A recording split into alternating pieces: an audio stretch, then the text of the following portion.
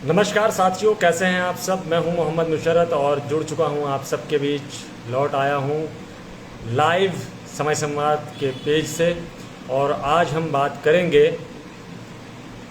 भ्रष्टाचारी नेताओं के बारे में। भ्रष्टाचारी नेताओं के बारे में आज हम बातचीत करेंगे, उसका डिस्कशन करेंगे और मैं उन तमाम वो भ्रष्टाचार पर जो पर्दे डाले हुए हैं वो पर्दे हटाऊंगा।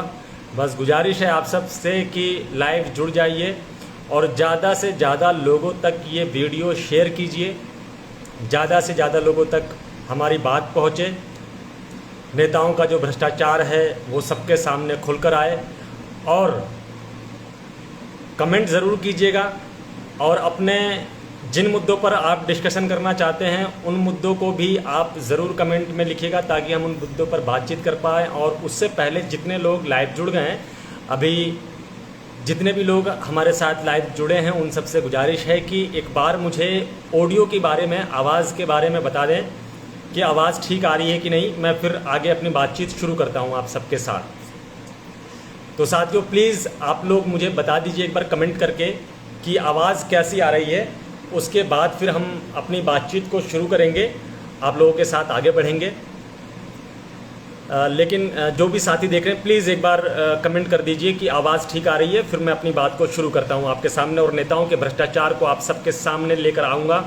और उन सब चीज़ों से आप दिन रात चार होते हैं, उन सबको फेस करते हैं, उन्हीं सब चीज़ों को आपके सामने लेकर आ रहा हूँ। तो प्लीज़ एक बार कमेंट ज़रूर कर दीजिए जो भी साथी लाइव देख रहे हैं। काफ़ी लोग जुड़ चुके हैं और आप सबसे गुजारिश है कि आवाज़ के लिए बता दीजिए। सगीर सिद्दीकी साहब ने बड़ी कहा है बढ़िया आ रही है जी, तो बहुत बहुत शुक्रिया सगीर साहब। मोहम्मद जुनेद, सैफ़ी साहब, आप सभी साथियों का जो लाइव जुड़े हैं, आप सभी का बहुत बहुत धन्यवाद। आप सभी का लाइव जुड़ने के लिए इस लाइव सेशन में आप सभी का स्वागत है। और आज हम उन तमाम मुद्दों पर बातचीत करेंगे जिस पर नेताओं का भ्रष्टाचार जारी है।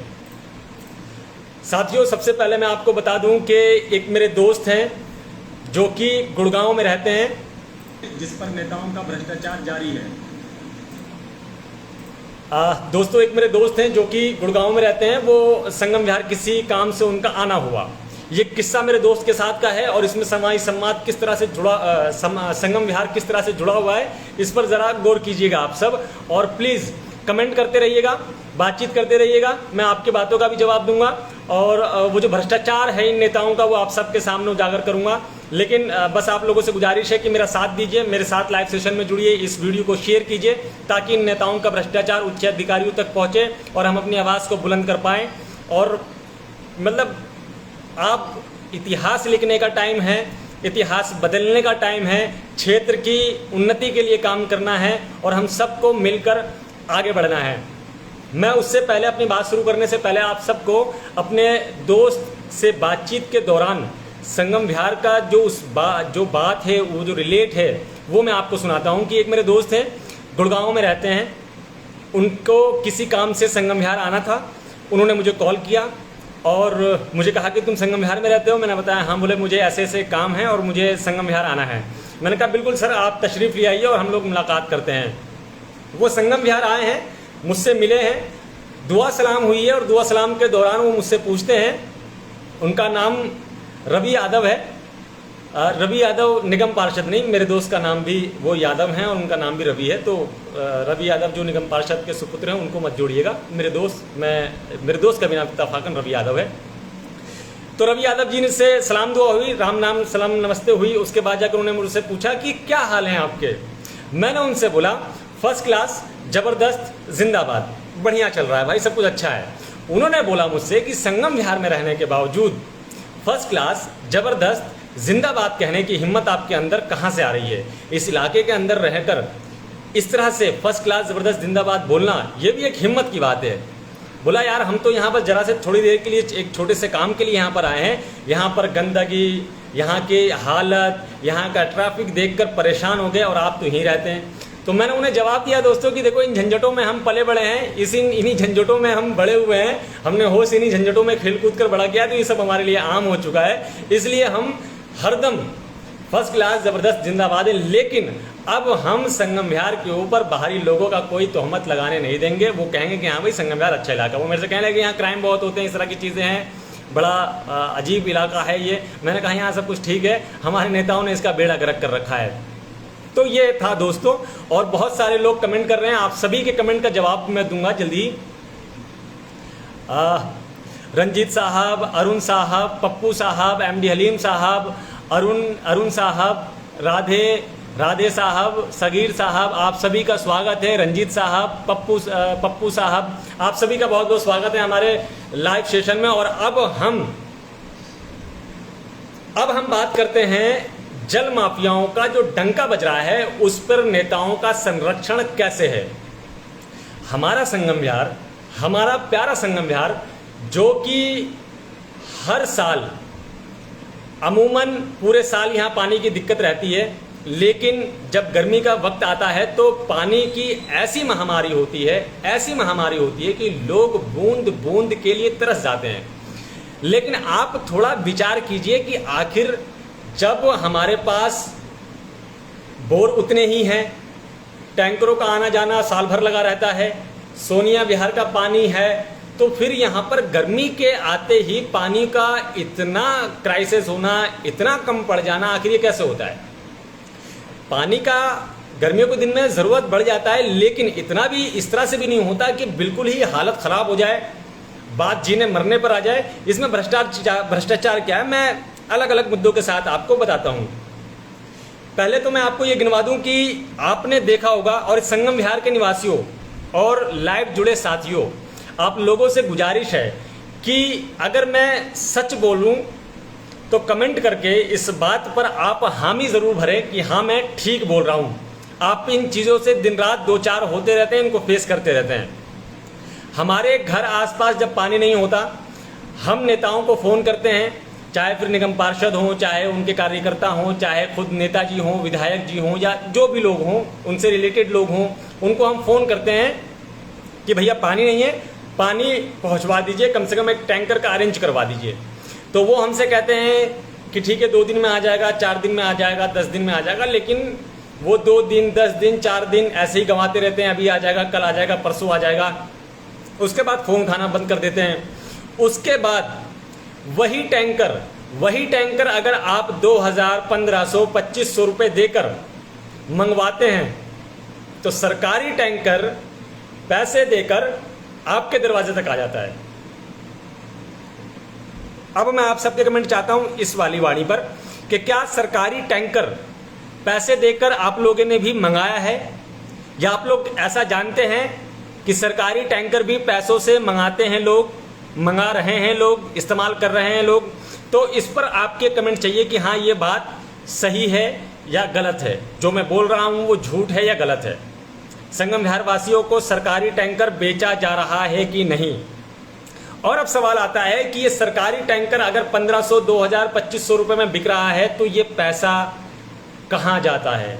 सवाल ये है कि कैसे आखिर दिल्ली के लोगों के, गरीब तबके के लोग, संगम विहार में रहने वाली जनता के हक का पानी आखिर जो उन्हें फ्री में मुफ्त सरकार के द्वारा दिया जा रहा था या मिलना चाहिए, उसको कैसे बेचा जा रहा है, ये एक बड़ा सवाल है। और जनता खरीद रही है क्यों? क्योंकि उन्हें इतना मजबूर कर दिया जा रहा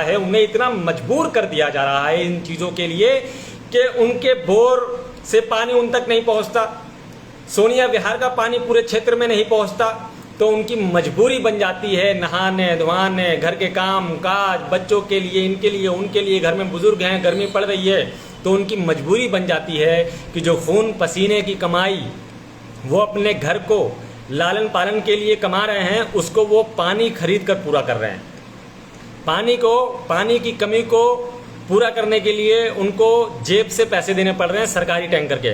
तो अब आप इस पर कमेंट कीजिए कि हाँ ये ठीक है कि नहीं। अब मैं आपको एक चीज़ और बता दूं कि जब कहीं मकान बनता है, जो बोर आपके यहाँ ऑलरेडी हैं, उन बोर से पानी आता है। उस बोर वाला जो आपसे पैसे लेता है, कहीं पर 100 रुपये महीना, कहीं पर 200 रुपये महीना, कहीं पर 300 रुपये महीना, कहीं पर 200 या 100 रुपये या 300 रुपये घंटा इस तरह से पैसा वसूला जाता है कि आप इतने घंटे भरेंगे तो इतने पैसे दे दो, जब भरना हो तब भरो, इतने पैसे 100 रुपये घंटा, 200 रुपये घंटा, 300 रुपये घंटा दे दो। अन्यथा उनका कुछ महीनों का है, किसी कहीं से वो 300-200 रुपये भी लेते हैं। अब सोचिए कि अगर किसी बोर पर हम एक मिनिमम अमाउंट लेकर चलते हैं, आप सब इस पर थोड़ा सा ध्यान दीजिएगा गिनती पर, कि अगर आप मान लीजिए कि अगर कहीं पर 300 कनेक्शन हैं और वहाँ 100 रुपये ही मात्र लिए जा रहे हैं, तो वहाँ पर जो कलेक्शन हो रही है वो 30,000 रुपयों की हो रही है। जो पानी चलाने वाला चालक है, जो लड़का या जो भी बंदा वहाँ पानी चलाता है, उसकी सैलरी ये तय करते हैं 8,000 रुपये, 10,000 रुपये, 12,000 रुपये, या बहुत अधिक कर दिया तो 14,000 रुपये, ये उसकी जो है तनख्वाह सेट करते हैं। तो अब सवाल ये है कि जिस बोर से 30,000 रुपये का कलेक्शन हो रहा है, वहाँ पर 14,000 रुपये उस पानी चलाने वाले को दे दिया गया, तो बचे 16,000 रुपये किसकी जेब में जाता है?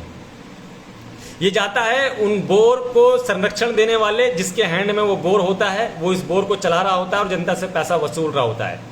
अब इसमें आप पूछेंगे कि नेताओं का क्या रिलेटेड है, नेता कहाँ से इसमें आ गए? तो नेता ऐसे आ गए कि जब इनके इलेक्शन होते हैं, जब इनकी सभा होती है, जब इनका जन्मदिन होता है, जब पार्टी का कोई बड़ा काम होता है, जब कोई कार्य होता है, तब इन बोर चलाने वालों को सभा करवाने के लिए साउंड सिस्टम मंगवाना पड़ता है, स्टेज बनवाना पड़ता है ताकि नेताजी आएँ और स्टेज पर चढ़कर बोलें।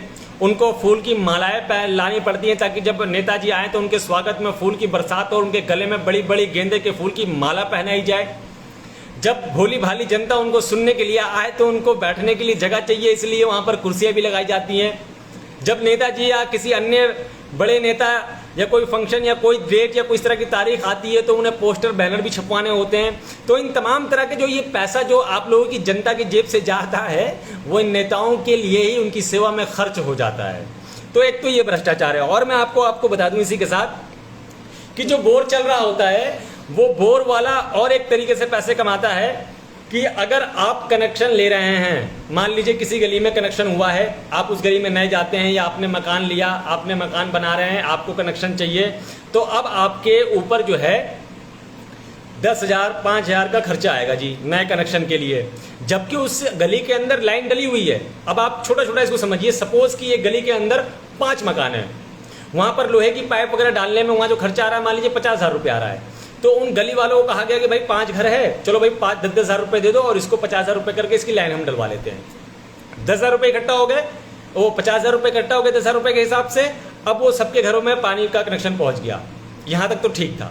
लेकिन जब नया कोई आदमी उस गली में रहने आता है या नया मकान बनाता है, तो जब वो वहाँ पर आके रहने लगता है, जब वो कनेक्शन मांगता है तो उससे भी बोला जाता है कि आपको 10,000 रुपये देने पड़ेंगे।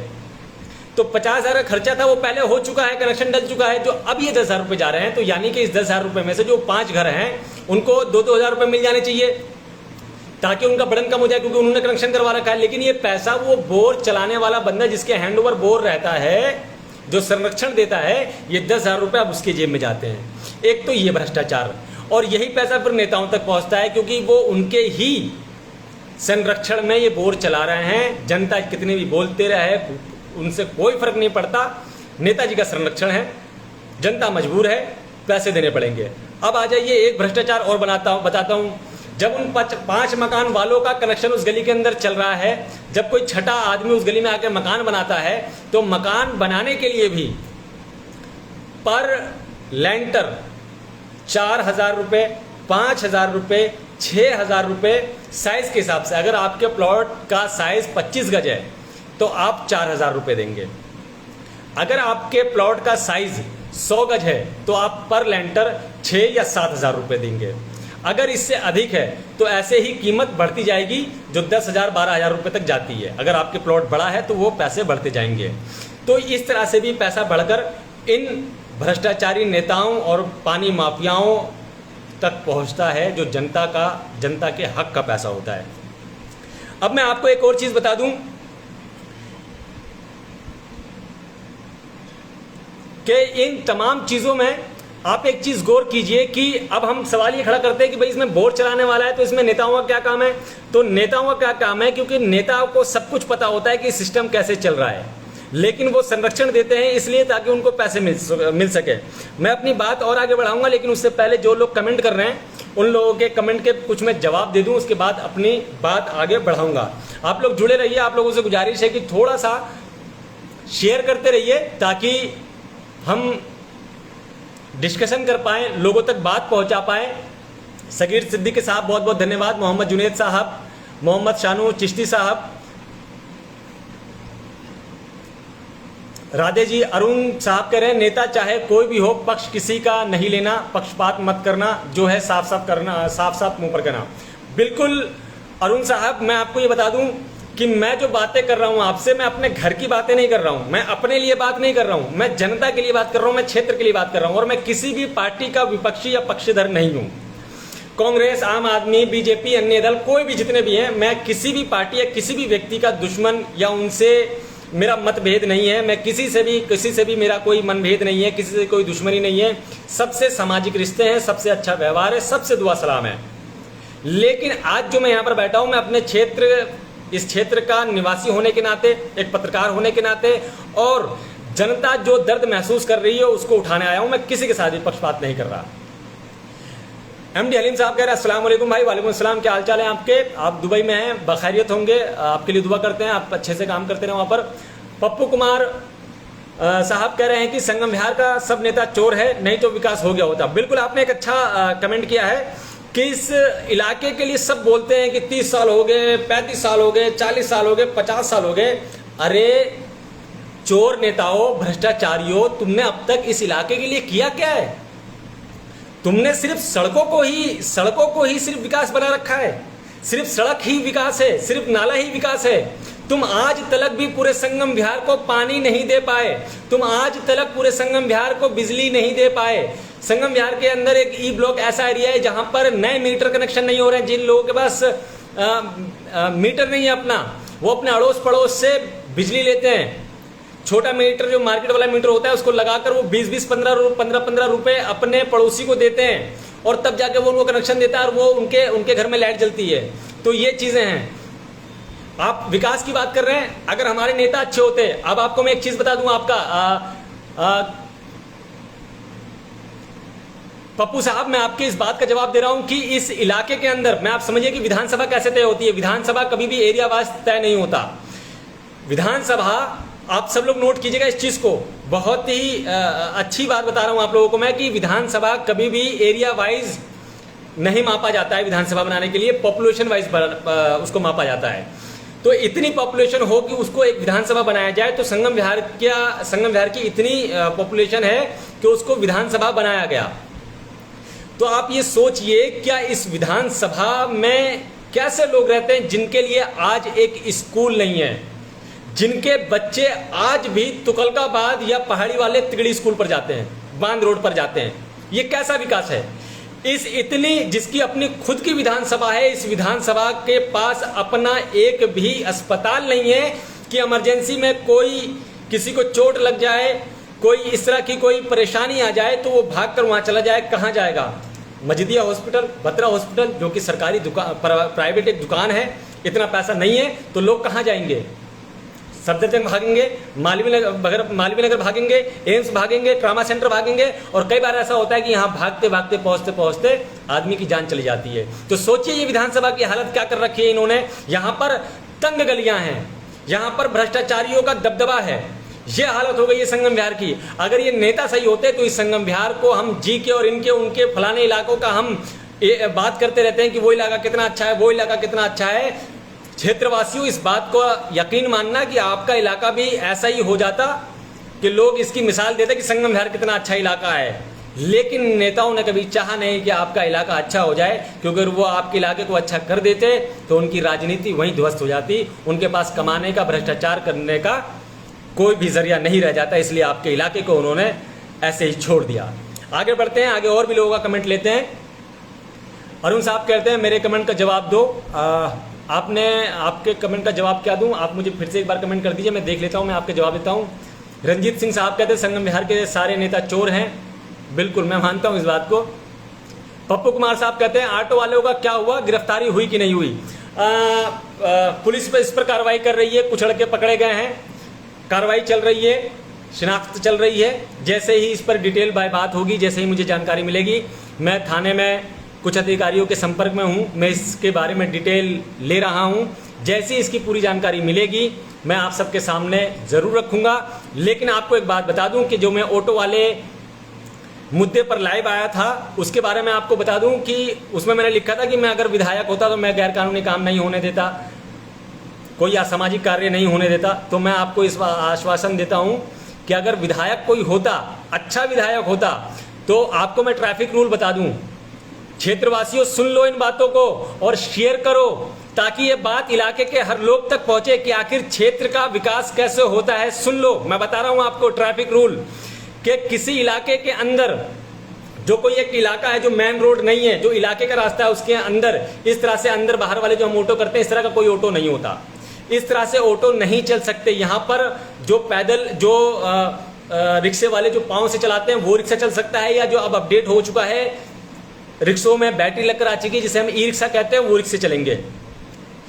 इलाके के अंदर वही रिक्शा पहुंचेगा जो बाहर से आ रहा है, रेलवे स्टेशन से या कहीं से कोई बुक करके आ रहा है तो वो उसको घर तक छोड़ देगा। लेकिन जो अंदर बाहर का रूट बना रखा है ऑटो का, ये इस तरह से ऑटो नहीं चल सकते, नहीं चल सकते, नहीं चल सकते। ये रूल है और इस रूल को तोड़ने वाला अपराधी है। लेकिन हमारे संगम विहार और आसपास के इलाकों में इस तरह से आपराधिक मामले सामने हैं, लेकिन कोई कुछ नहीं बोल रहा है। पुलिस चुप है, नेता चुप हैं, सामाजिक लोग चुप हैं, विपक्ष चुप है, सबके सब शांति मौन धारण करके चुप हैं, डर रहे हैं, घबरा रहे हैं, मर रहे हैं और इलाके का सत्यानाश करके बैठे हुए हैं। आप सोचिए कि इस इलाके के अंदर कितनी गंदी तरीके से तेज साउंड के अंदर गाने बजाए जाते हैं, माँ बहनों को छेड़ा जाता है, नाबालिग लड़के गाड़ी चलाते हैं, गंदे गंदे गाने चलाते रहते हैं, कमेंट करते रहते हैं। नाबालिग लड़के हैं 12-12, 14-14 साल के, नशे में धुत गाड़ियां चलाते हैं, किसी को भी कहीं भी ठोक देते हैं, जिगजैग गाड़ी चलाते हैं, रॉन्ग साइड में घुसेड़ देते हैं। आखिर इन सब चीजों पर लगाम कौन लगाएगा? कौन लगाएगा? सब चुप हैं, सब चुप हैं। और जब हम बोले तो हम विपक्षी दल के हैं, हम भ्रष्टाचार, हम ये हैं, हम वो हैं, हम अनगढ़ पत्रकार हैं, हम फर्जी पत्रकार हैं, हम ये हैं, हम वो। अरे मैं क्षेत्रवासी हूं और मुझे अपने क्षेत्र का दर्द दिख रहा है, वो मैं बयान कर रहा हूं। आपको तकलीफ हो रही है, अगर आपको आपसे नहीं होता तो हट जाइए, वरना करके दिखाइए। अगर हमारा विधायक, हमारा निगम पार्षद थाने में पहुंच जाए कि मैं जनता के द्वारा चुना गया प्रतिनिधि हूं, यहां पर अनलीगल गाड़ियां नहीं चलेंगी, नाबालिग लड़के यहाँ पर गाड़ियाँ नहीं चलाएंगे, तो वो गाड़ियाँ नहीं चलेगी। लेकिन मिली भगत की सरकार है, सब मिले जुले हैं, पुलिस हो, प्रशासन हो, नेता हो, जो भी हो, सब मिले हुए हैं और सब खा रहे हैं और सब मौज कर रहे हैं और इसमें पिस रही है आम जनता। तो पप्पू साहब, ये था आपके बातों का जवाब, आपके कमेंट का जवाब। आगे बढ़ते हैं। रंजीत सिंह का है, संगम विहार का हाल जो 2000 में था वही आज भी है, कुछ भी चेंज नहीं हुआ। चेंज हुआ है रंजीत साहब, चेंज हुआ है, नेता चेंज हुए हैं। मैं आपकी बात से सहमत हूं कि हालात चेंज नहीं हुए, लेकिन मैं आपकी बात से असहमत भी हूं क्योंकि नेता चेंज हुए हैं। लेकिन हमने नेता चेंज कर दिया, लेकिन उनके पास हम जवाब मांगने नहीं गए। हम लाइनों में खड़े होकर, गर्मी हो, बरसात हो, ठंड हो, लाइनों में खड़े होकर अपने काम काज को छोड़कर, सुबह सुबह अपनी नींद को खराब करके हम लाइनों में लगे कि सत्ता में लोगों को पहुंचाओ, उनको गद्दी पर बिठाओ। और हमने उन्हें वोट दिया और वोट देने के बाद हमको क्या मिला? विकास नहीं मिला, विनाश मिला। और हमने जिस तरह से हम लाइनों में लग लग कर लोगों को, हमने नेताओं को वोट दिया, उनको नेता बनाया, लेकिन हमने दोबारा हिम्मत नहीं की कि ऐसे ही लाइन तैयार की जाए, ऐसे ही भीड़ तैयार की जाए और इकट्ठा होकर उन नेताओं तक पहुंचा जाए और सवाल किया जाए कि तुमको 2 साल, 3 साल, 4 साल, 5 साल हो गए, तुमने क्या किया? क्या किया तुमने? क्षेत्र का विकास हमारे लिए, हमारे बच्चों के लिए स्कूल बनाया कि नहीं बनाया? हमारे बच्चों को पढ़ने जाने के लिए, लाइब्रेरी के लिए दर भटकना पड़ता है, घरों से बाहर जाना पड़ता है, दूसरे इलाकों में जाना पड़ता है। आपने हमारे बच्चों के लिए लाइब्रेरी बनाया कि नहीं बनाया? जब हम बीमार होते हैं, हमारे छोटे बच्चे, हमारे बीवी बच्चे, बहन भाई, माँ बाप जब बीमार होते हैं तो उनको हमें लेके मालवीय नगर या फिर सफदरजंग एम्स की तरफ भागना पड़ता है। क्या आपने हमारे लिए कोई अस्पताल बनाया कि नहीं बनाया? बुजुर्गों को एक अच्छी सांस नहीं मिल रही है, यहाँ पर स्वच्छ सांस नहीं मिल रही है, लेकिन उसके लिए हमें शूटिंग रेंज के पहाड़ियों पर जाना पड़ता है, जंगलों में जाना पड़ता है, या फिर मोंकी पार्क की तरफ जाना पड़ता है रेड लाइट पर। क्या हमारे क्षेत्र के अंदर इतनी भूमाफिया बैठ गए, नेताओं ने उन सबको छूट दे दी और भूमाफियाओं का साथ दे देकर उनसे पैसा कमा कर हमारी खाली जमीनों को बेच दिया गया, लेकिन हमारे लिए एक पार्क नहीं बनाया गया। और जो पार्कों की जमीन खाली है उन पर लोगों का कब्जा है, और अपने कबाड़ी की दुकान, अपनी फलाने की दुकान, अपने बारात घर, अपने टेंट घर, अपनी पार्किंग और ये और वो ताम झाम बना के उन जमीनों पर कब्जा किए बैठे हैं, लेकिन संगम विहार के लिए बोलने वाला कोई नहीं है। सवाल यह है कि बोलने वाला कोई क्यों नहीं है, और जब बोलने वाला कोई आता है तो उसके साथ खड़ा क्यों नहीं होया जाता है। यह सवाल था रंजीत साहब आपका। सजल गुप्ता साहब पूछ रहे हैं, भाई काफी बुरा लगा आपने ये सब कहा, हमें पता है हमको कितना टाइम हो चुका है संगम विहार में और कितनी परेशानी हमें झेल रहे हैं। शायद आपको नहीं पता कि यहाँ पर इस टाइम पर बांध रोड पर कितना बुरा हाल है। आपका कमेंट बहुत लंबा है, लेकिन मैं आपकी बात समझ गया। बांध रोड पर बहुत बुरा हाल है, लेकिन सवाल वही है कि आप सवाल क्यों नहीं पूछ रहे हैं, आप नेताओं तक क्यों नहीं जा रहे हैं। अब किसी रोड का हाल बुरा है, उस पर तो आप ITR लगाइए।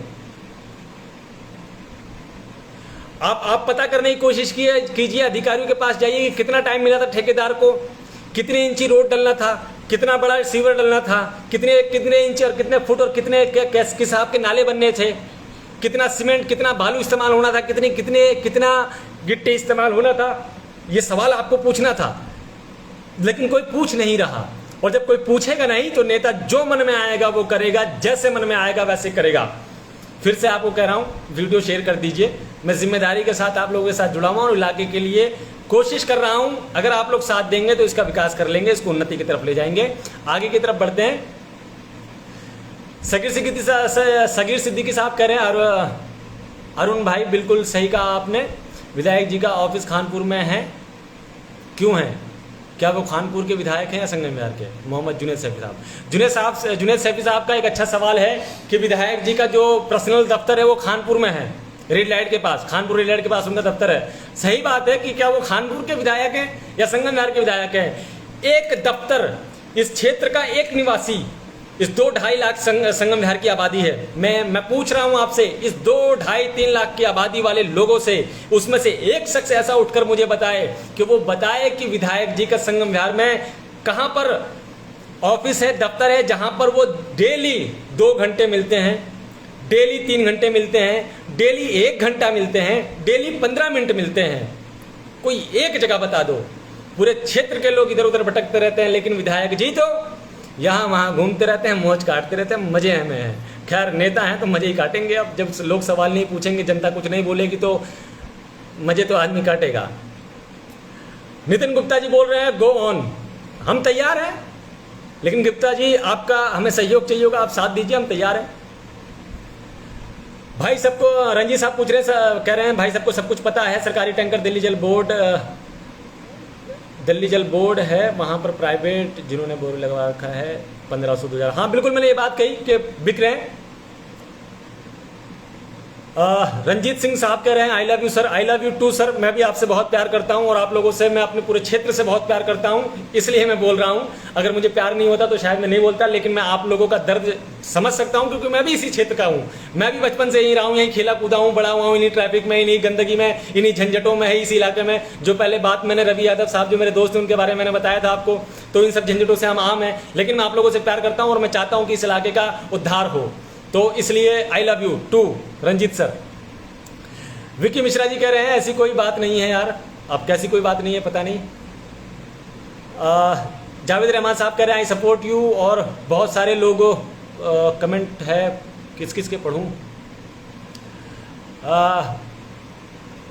एमडी तैयब साहब कह रहे हैं, भाई आप इलेक्शन की तैयारी करो, जनता आपका साथ देगी, मैं आपके साथ हूं एनी टाइम।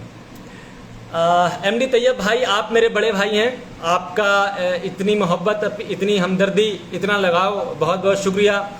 मैंने कहा था अगर मैं विधायक होता तो मैं इस क्षेत्र में असामाजिक या फिर गैर कानूनी काम नहीं होने देता। तो एक मेरे दोस्त ने ही मुझे फ़ोन करके बोला, मजे लेते हुए, चुटकी लेते हुए, कि तुम विधायक बनना चाहते हो, राजनीति में आना चाहते हो। तो मैंने उन्हें बोला कि अगर राजनीति में आना मजबूरी बन जाए, अपने लोगों के लिए, अपने बुजुर्गों के लिए, अपने बच्चों के लिए, अपने साथियों के लिए, अपने शहर, अपने इलाके के विकास के लिए अगर राजनीति में आना मजबूरी बन जाए तो मैं बिल्कुल ज़रूर आऊँगा। लेकिन वो जो मेरा कमेंट था वो नेताजी के लिए था कि उन्हें मैं आईना दिखाना चाहता था कि अगर विधायक होता तो मैं ये सब चीज़ रोक देता।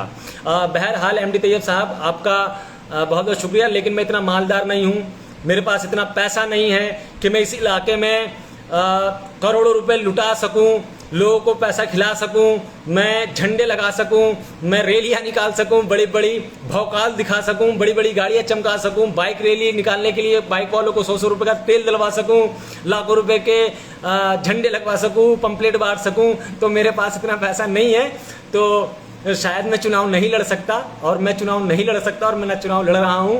लेकिन हाँ, मैं एक आम नागरिक होने के नाते, एक पत्रकार की हैसियत से आप सभी के बीच का आपका बेटा, आपका भाई होने के नाते मैं आप सबके साथ मिलकर इस इलाके की उन्नति के लिए आवाज़ ज़रूर उठाऊंगा और दौड़ता चलूँगा, जब तक इस इलाके की तस्वीर ना बदल जाए।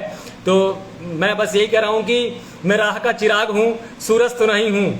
मैं राह का चिराग हूँ, मैं राह का चिराग हूँ, सूरज तो नहीं हूँ। जितने मेरी बिसात है मैं काम आ रहा हूँ, और मैंने हरदम कोशिश की है कि मैं इलाके के लिए काम करता रहूँ। चाहे कोरोना काल हो, चाहे राबिया हत्याकांड हो। राबिया हत्याकांड के टाइम हम सब ने, मैंने नहीं, हम सब ने, आप सब ने, पूरे संगम विहार वासियों ने ऐसी रैली निकाली कि आज संगम विहार, रतिया मार्ग रोड या आसपास के इलाके और पूरी दिल्ली के अंदर इतनी बड़ी जनसंख्या, कभी इतनी बड़ी रैली पूरे इलाके में कभी नहीं हुई है। लेकिन राबिया हत्याकांड के बाद आप सभी क्षेत्रवासियों ने उसको मजबूत बनाया, और उसी के साथ जब कोरोना काल आया तो मेरे पास इतना पैसा नहीं था, लेकिन आप लोगों ने साथ दिया, और आप लोगों के साथ से हमने उन लोगों से लिया जो देने लायक थे, और उन लोगों तक पहुंचाया जो ज़रूरतमंद थे। तो आप लोग साथ देते हैं तो सब कुछ मुमकिन हो जाता है।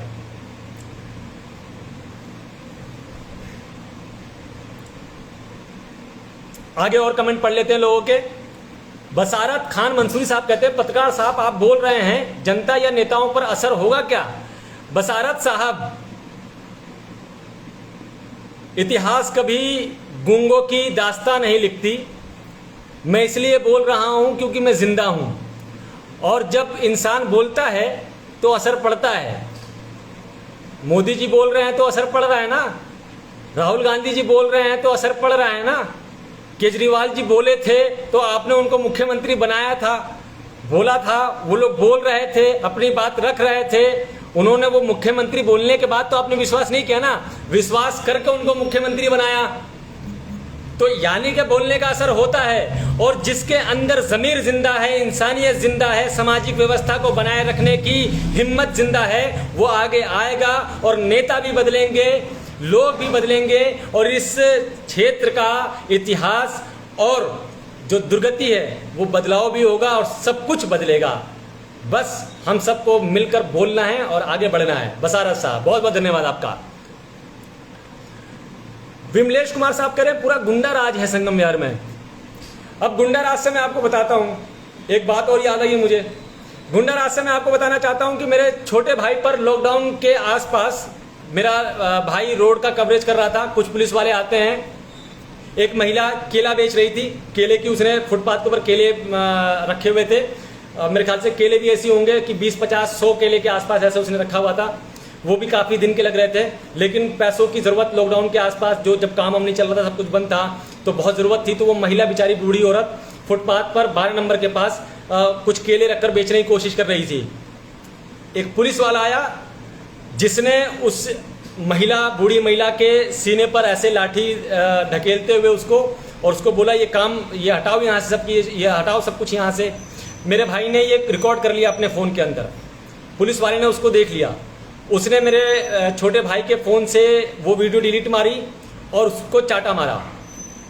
चाटा मारने के बाद वो सीसीटीवी फुटेज भी मिला। मेरा भाई वापस घर पर आया, मैं उस वक्त में घर पर था, कामों में उलझा हुआ था। मेरे भाई ने मुझे बताया कि ऐसा ऐसा हुआ है। मैं सड़क पर आया हूँ और पूरे रतिया मार्ग पर चिल्लाते हुए गया हूँ। सेल्फी वीडियो बनाई है, आप सब ने देखी होगी, और मैं कमेंट में भी डाल दूंगा। और पुलिस वाले के छाती पर चिल्ला चिल्ला कर बताया है कि यहाँ गुंडा राज है, तुम कहां थे? दारू गली गली में बिक रही है, तुम कहां थे? सट्टे चल रहे हैं, गैर कानूनी काम हो रहे हैं, असामाजिक काम हो रहे हैं, ये कहाँ हैं? इनके बीट में धांधलियां हो रही हैं, गलत काम हो रहे हैं, ये कहाँ हैं? मैंने उनके छाती पर चिल्लाकर वीडियो बनाई है, वो वीडियो वायरल भी हुई है खूब। तो गुंडा राज हो, शासन का हो, प्रशासन का हो, लोगों का हो, गुंडों का हो, किसी का भी हो, जनता एकजुट हो जाए। आपने पुरानी फिल्में देखी होगी कि एक हीरो, एक जो जिसको हीरो कैरेक्टर में डालते हैं, वो किसी ठाकुर से या किसी से लड़ता रहता है, झगड़ता रहता है, पूरी कोशिश करता रहता है। उसके बाद जाके मैं आपको मिसाल दे दूं करण अर्जुन की। मेरे करण अर्जुन आएंगे, वो मूवी बहुत फेमस है, सब लोगों ने देखा होगी, सलमान खान और शाहरुख खान। उनके बेटों को मार देती है, उनका पुनर्जन्म होता है, वो आते हैं, आने के बाद वो पूरी स्ट्रेटजी तैयार करते हैं, पूरा प्लान करते हैं, पूरा गाँव उनके साथ जब एक हो जाता है तो उस गाँव के ठाकुर बदमाश को दौड़ा दौड़ा के मारा जाता है।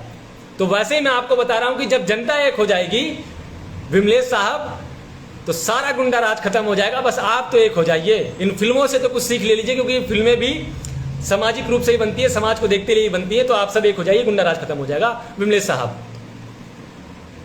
एमडी तैयब साहब कह रहे हैं कि I love you Sangam Vihar and love you. Thank you sir, thank you. Sangam Vihar को लव यू है और आपको भी लव यू है। बहुत सारे कमेंट हैं। आपका शुक्ला नाम से आईडी है। शुक्ला साहब कह रहे हैं कि हमें पता है भाई आपके बारे में, बहुत बहुत शुक्रिया। आपको अच्छा पता है, बुरा पता है, मुझे नहीं पता, लेकिन आपको जो भी पता है उसके लिए बहुत बहुत शुक्रिया। राहुल साहब कह रहे हैं कि F2 में 35 दिन में पानी आता है। कमेंट तो उनका देख लीजिएगा। राहुल कुमार साहब कह रहे हैं कि 35 दिनों में पानी आता है और अभी तक पानी नहीं आया F2 ब्लॉक के अंदर। तो भाई साहब जब तक नहीं बोलेंगे तब तक तो होगा। इस इलाके के अंदर सीवर का काम हुआ, लोगों के मकान, दुकान गड्ढों में भेज दिए गए, 6-7 फुट इस इलाके को उठा दिया गया। जबकि लॉ ये कहता है, रूल ये कहता है कि जो ज़मीन है, जो मकान बने हुए हैं, जो रास्ता है, उस रास्ते को अगर वहाँ पर पहले से रोड बना हुआ है और वो ख़राब हो गया तो पहले उस मलबे को उठा लिया जाए, उस रोड को छील दिया जाए, उसको उठा लिया जाए, वहाँ पर नया मलबा डाला जाए। बहुत से बहुत अगर उठा तो आधा इंची 1 इंची, ताकि लोगों का मकानों का नुकसान ना हो। सीवर बनाया गया, उसको और गड्ढा करके बनाना चाहिए था, इन्होंने ऐसे ही बना दिया। इलाके को कम से कम 6 फुट और उठा दिया। जिनके नए मकान दुकान बने थे या जिनके पुराने भी थे उन सबको डुबा दिया। तो यह है विकास कार्य। और बोला इंजीनियर, विधायक जी बोल रहे हैं इंजीनियर साहब का अपना हिसाब किताब है। क्या हिसाब किताब है? सीवर बनने का मतलब ये था किसी एक भी गली में पानी जमा नहीं होना चाहिए था। आज गली गली में पानी जमा हो जाता है, घंटों पानी जाम रहता है। तो ये भी एक सवाल है कि आखिर क्या काम कराया और कौन से इंजीनियर आए थे इलाके के अंदर जो इसको भेड़ा गरक करके चले गए इस इलाके का। बड़ी मतलब बहुत दुर्दशा है भाई, बहुत दुर्दशा है इस इलाके का। लेकिन कोई बोलने वाला नहीं है, कोई भी कुछ करने वाला नहीं है। लेकिन जब हम हिम्मत कर रहे हैं, आप लोग साथ दीजिए। मैं आपको कह रहा हूं कि आप लोग साथ दीजिए। इस इलाके के एक भी तुर्रम खां जो बगैर फालतू में सत्यानाश करे पड़े हैं इलाके का, मैं आपको यकीन दिलाता हूं तुर्रम खाओं की तुर्रम खाई निकाल दी जाएगी। बस आप लोग साथ देना शुरू कर दीजिए। रंगरेज जावेद साहब कहते हैं हमारी बात को नज़रअंदाज कर रहे हो भाई, पूरे लाइव में हम आपके साथ हैं, इंशाल्लाह आगे भी रहेंगे। रंगरेज जावेद साहब, मैं आपकी बात को कभी इग्नोर नहीं कर रहा। आप मेरे बड़े भाई हैं। आप जितने लोग भी लाइव में हैं, आप सब मेरे भाई हैं, सब मेरी बहनें हैं। आप सब लोगों के मैं छोटा भाई हूँ। अगर मुझसे कुछ गलती भी हो जाए, कोई इग्नोर भी हो जाए, तो मैं माफ़ी चाहूँगा। बहुत सारे कमेंट आ रहे हैं, मैं कहाँ किस को जवाब दूँ, लेकिन मैं कोशिश कर रहा हूँ मैं सबका जवाब दूँ। सगुप्ता शेख साहब मेरी बहन हैं, उनका कमेंट है, आप ठाकुर मत बनिए, नहीं तो आपके हाथ काट दिए जाएंगे। मैं करण अर्जुन मूवी की बात कर रहा था। शगुफ्ता बहन, आप शोले फिल्म की बात कर रही हैं। तो बहरहाल बहुत बहुत शुक्रिया शगुफ्ता शेख जी कमेंट करने के लिए।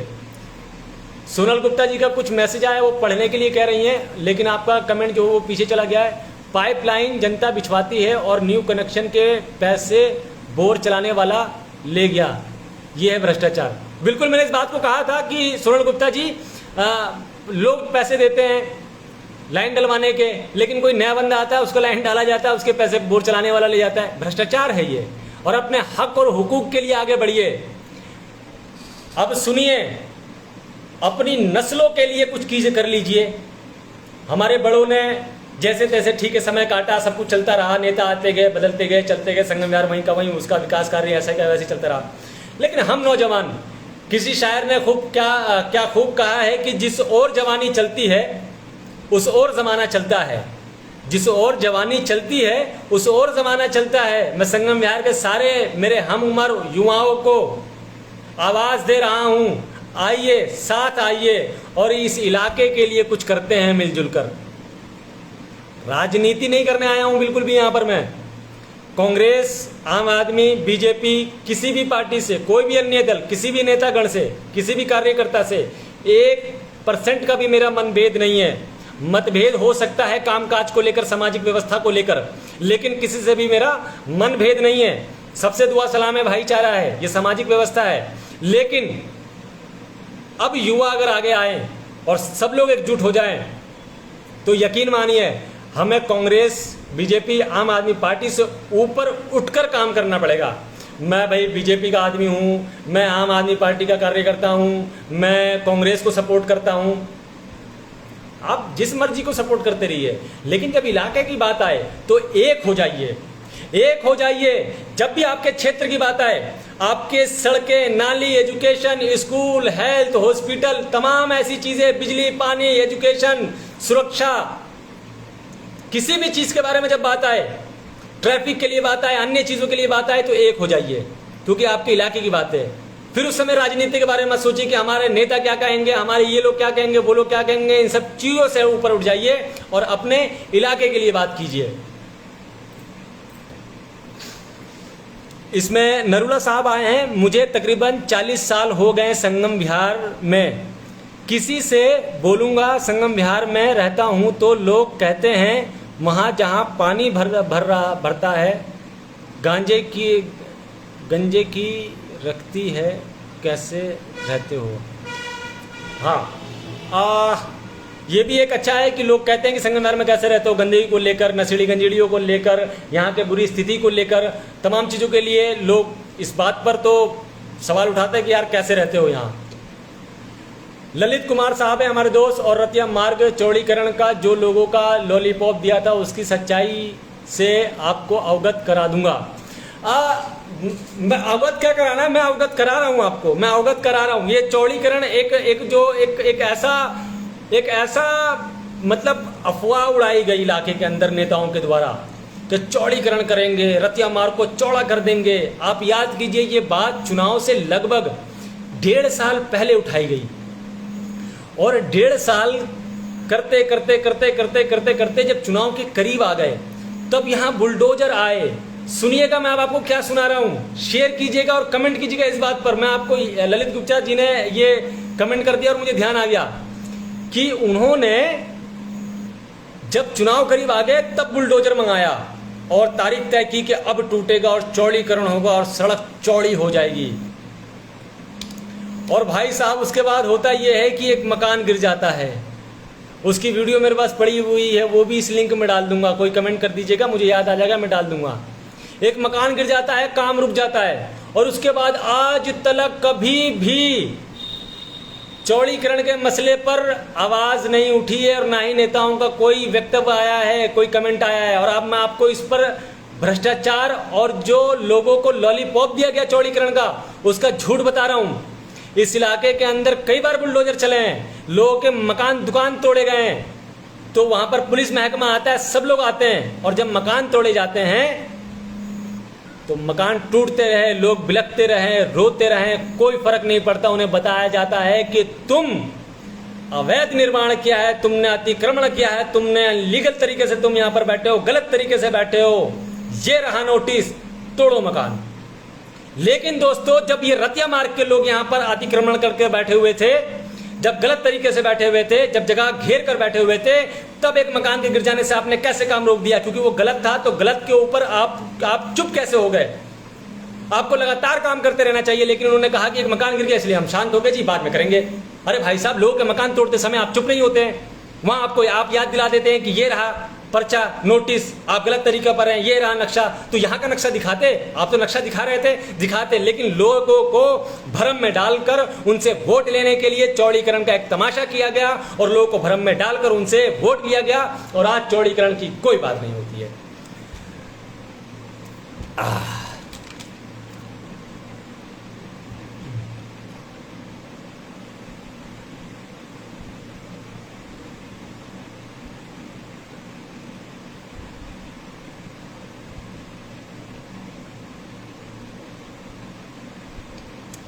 हमारे बहुत एक अजीज दोस्त वकील साहब कमेंट कर रहे हैं, जो पंखा चलता है धूल उसी पर लगती है, काम करने वाले से हिसाब मांगना अच्छी बात है, पर कुछ सवाल पुराने नेताओं और सांसद